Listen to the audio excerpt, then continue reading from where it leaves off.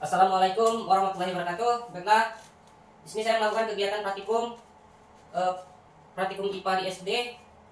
Ini praktikum yang ketujuh tentang struktur dan sistem pencernaan manusia. Di sini tujuannya itu dapat mengurutkan bagian-bagian dari sistem pencernaan.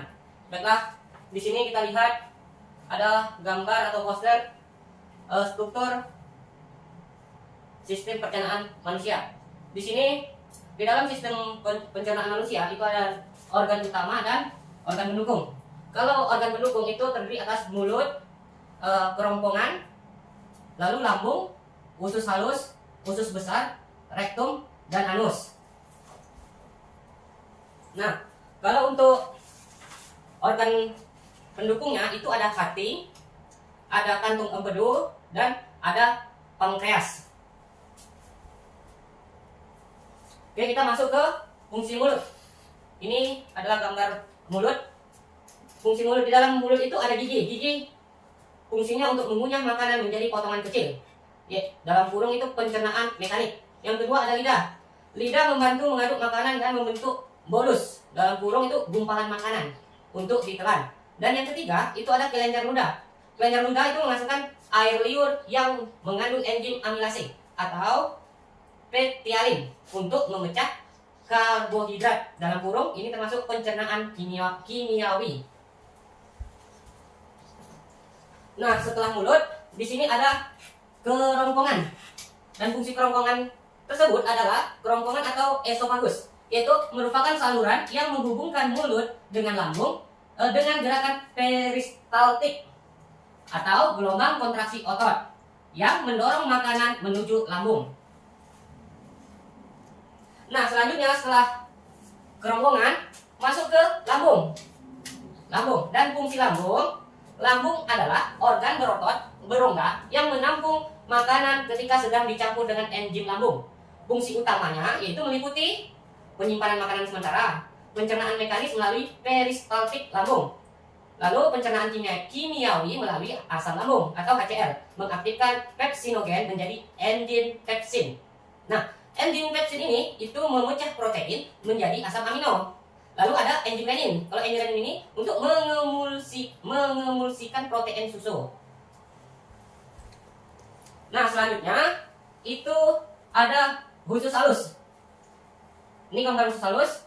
Nah, di situ usus halus itu terdiri dari duodenum dan jejunum.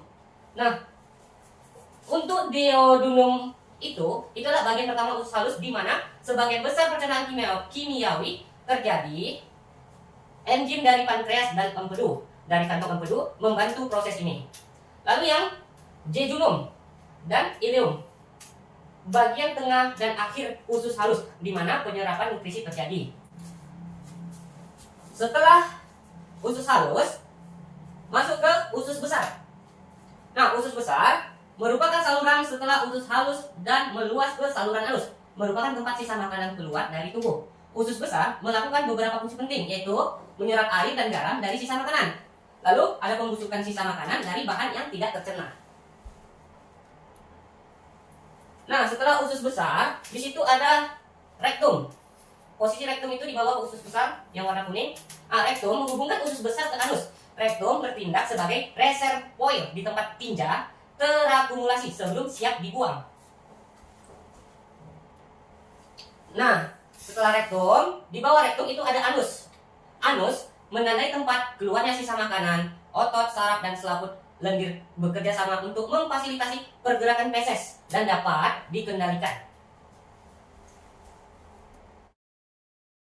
Nah, setelah sistem pencernaan utama, di sini ada sistem pencernaan pembantu, yaitu pankreas. Bisa kita lihat pankreas. Pankreas terletak di belakang lambung dan memiliki dua fungsi utama, yaitu menghasilkan enzim pencernaan seperti amilase, lipase, dan protease yang disekresikan ke dalam usus halus. Yang kedua, menghasilkan hormon insulin dan glukagon untuk mengatur gula darah. Nah, setelah pankreas, di sini ada hati. Dan fungsi hati